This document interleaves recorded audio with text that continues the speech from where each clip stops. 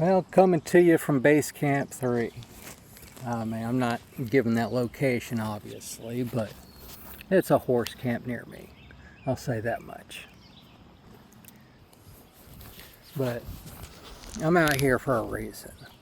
I mean, for me, this is where I find peace, comfort, in times of chaos. I go to nature, and I think about it all the time.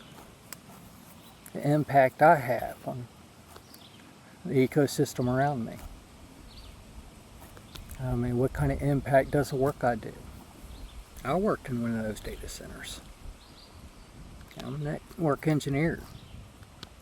And I gave it up because I was seeing way too much in the industry I didn't like. It threw me for a loop because I was dealing with that at the same time as seeing what's going on in the political arena. The dangers to my local community, exterior community, whatever you want to look at it. I look at all of America as my community, to be honest. We're all just many shades of a different American. And I love you, America. All of you. Good and the bad.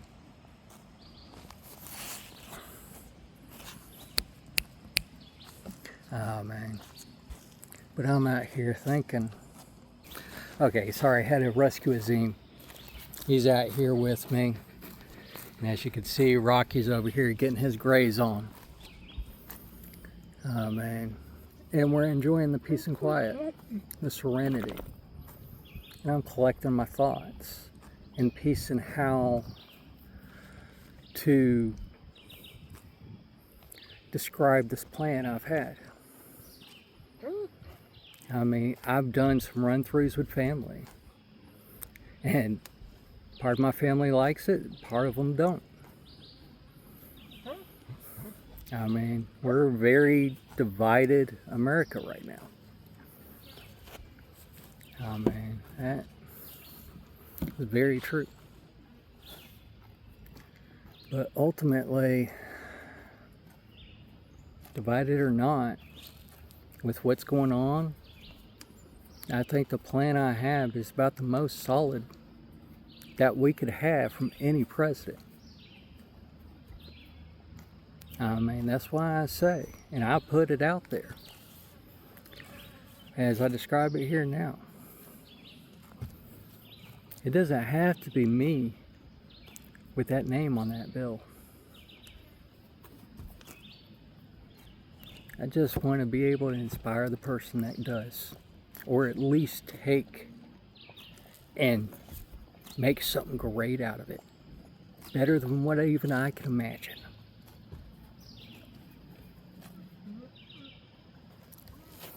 See, the proposal I have,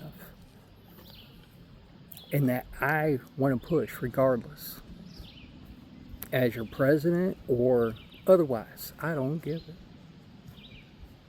I'll push it in Congress as a veteran, outspoken if I have to.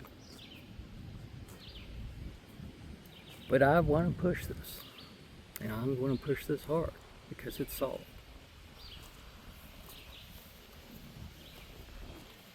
See, I was a network engineer, yes. But I was also an AI developer. My own company, Draconis Industries. I was developing what I call the Melidia Network, named after my daughter. It's basically an AI network to bridge doctor and patient in a way that takes us to the next generation without being a drain on the economy. It utilized the strengths of cryptocurrency and blockchain technology to decentralize patient information in such a way to secure it. Hierarchy. I mean, so we could secure it fully from hackers and people that want to do nefarious things with it. And I say hackers, I mean, but we all know that big business does this too. So that was key number one on it for me, being a security conscious person. But it also involved AI, but not just a single AI, but a team of AI. And I was already developing that team.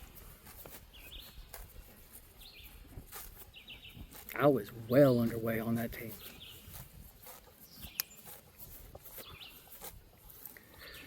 But unfortunately, with the environment that AI is now, it actually scares me. So, without good legislature up there on AI and who's accountable with AI, I had to put a stop. But putting it from a state-sponsored perspective, you can get the brightest minds on it, and that would make me feel better.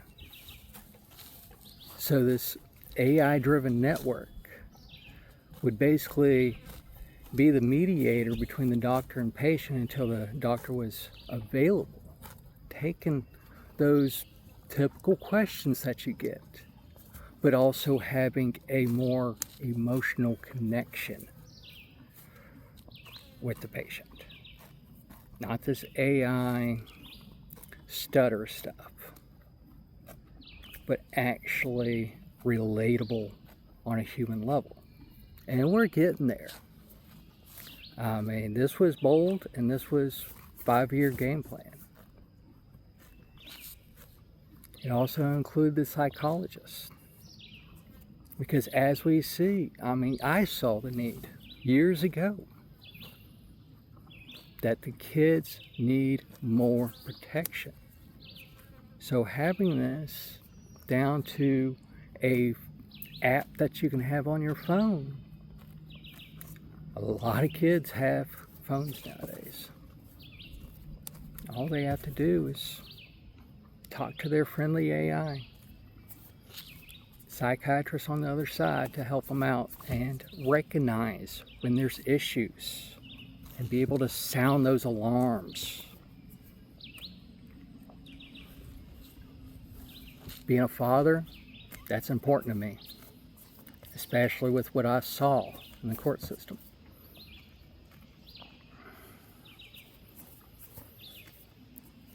Some people will love it, some people will hate it. That's my values, and I don't bend on that.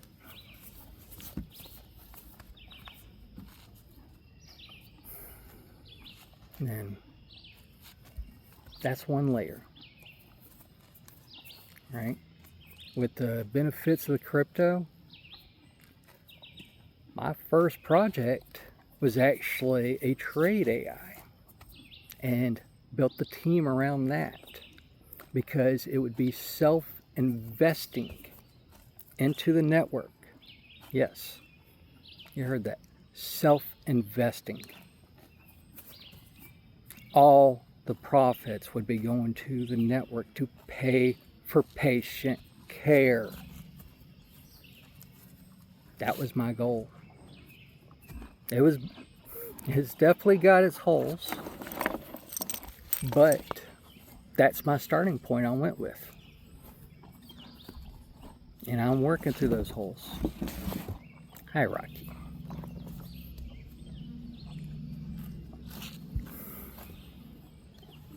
See, that's one layer of it. That's coming from me. For what I'm seeing as my focus point, though,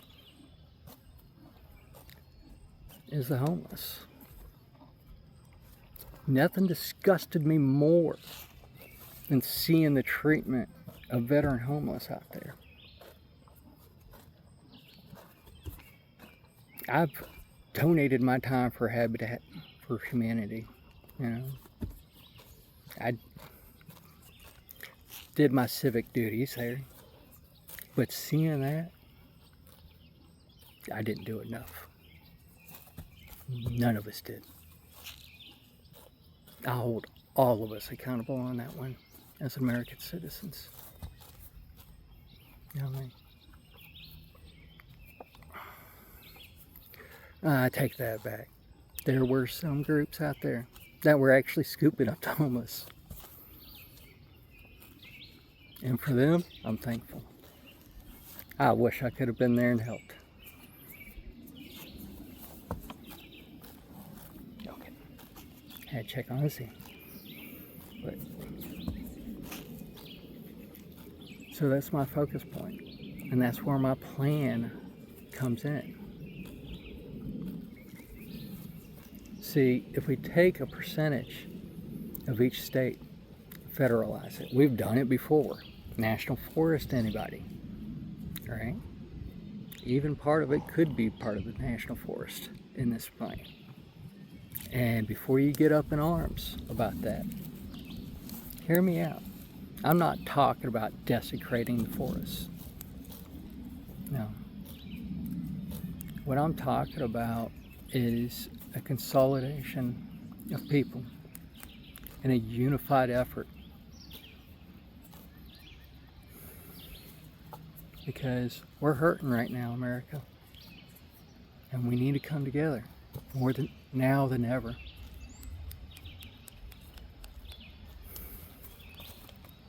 I mean, we all see it. So, I'm not talking about building giant structures or anything like that. What I'm talking about with this land is you give people a chance. Something they haven't had yet. You give them a chance. You let them build little small cabins for themselves. Little homes. Maybe they want a dugout. That's their dream home. You know, they don't need much space. And as they build, they can get some pride back in that heart. Some confidence.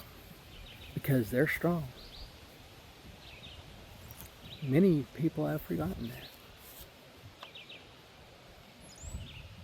And even those that ain't homeless, you can donate your time, much like you did with Habitat for Humanity. That's why I brought it up. You know, let them grow their own crops, their own veggies. It doesn't take much to sustain a person. Heck, I do it. I'm a homesteader.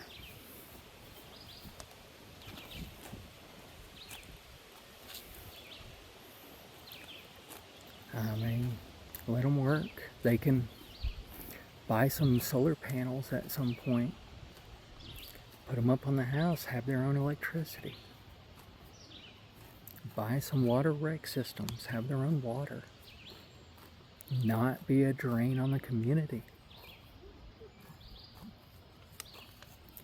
But be able to get those groundings to get back on their damn feet. Oh man, everybody has a story. My sister told me that. She reminded me of that just the other day. Oh man, something that just surprised the crap out of me. So much so I had to ask, you know, and that's my story with my sister. But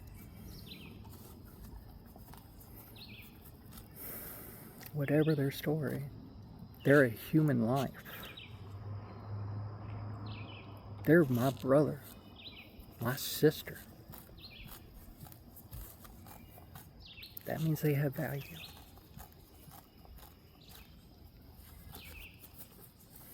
All life has value.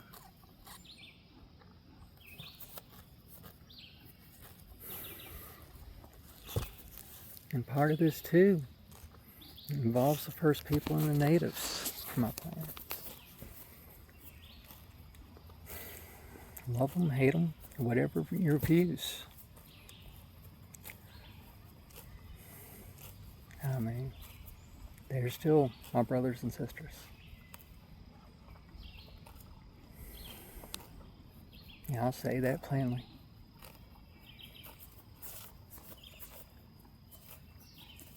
I mean, but their customs, their traditions, their way of life, being able to live with the land instead of destroying it, it's tried and true traditions.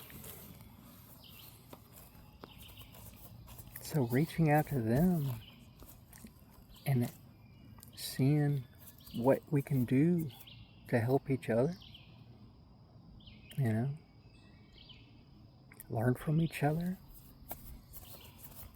in a way that isn't historically like it's been.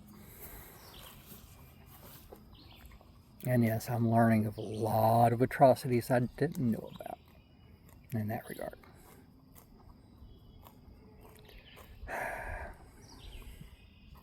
Social media has opened up the whole world to people.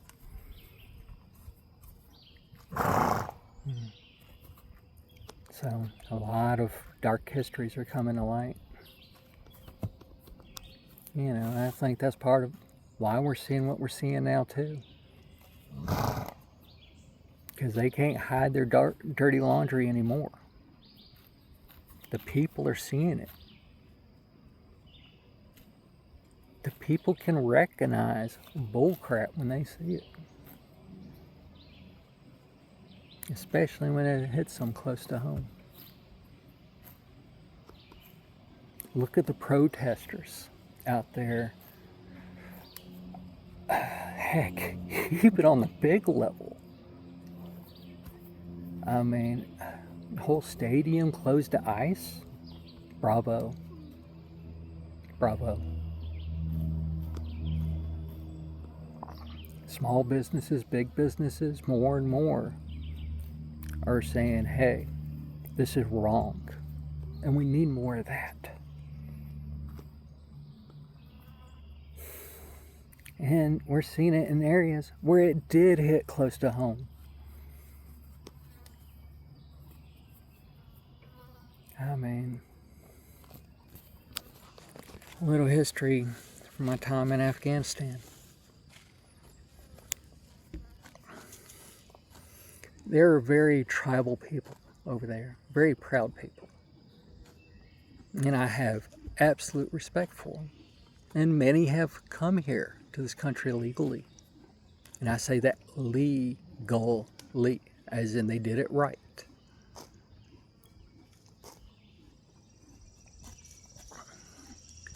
And even I learned things from people I worked with over there that were Afghani.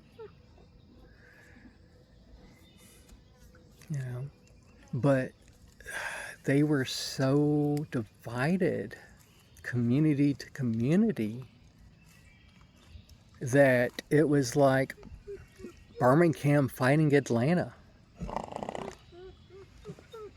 Oh, this is adorable.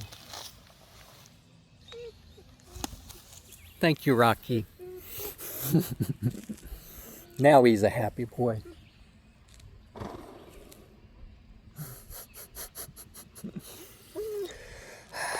Equine therapy, it's a beautiful thing. But yeah, it was like Birmingham fighting Alaska. Come, you can climb under the table. Yeah. And they would, it would family feud for generations. You might not even know what the feud was about.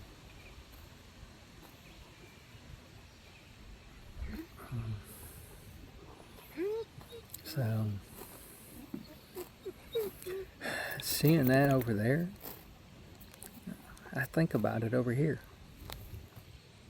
We are divided community to community in a way. We all have our cultures. We're a very big country. I mean, Louisiana, you got the Cajun culture. Atlanta, you got their culture. New York, you got theirs. Oh. Everywhere is a little different. Everywhere is a little piece of where somebody wants to be. Whether it's doing movies, playing sports, there's so many liberties in this country that we take for granted. Even being able to move from state to state without too much bureaucratic BS in regards needing passports and permits and all that.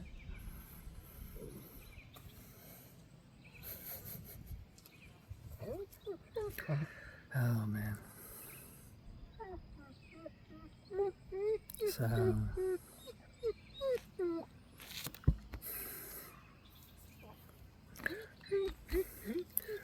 a lot of ways we got to be looking out there to other communities, seeing what's going on. Because if it's not hitting close to home yet, it will be. And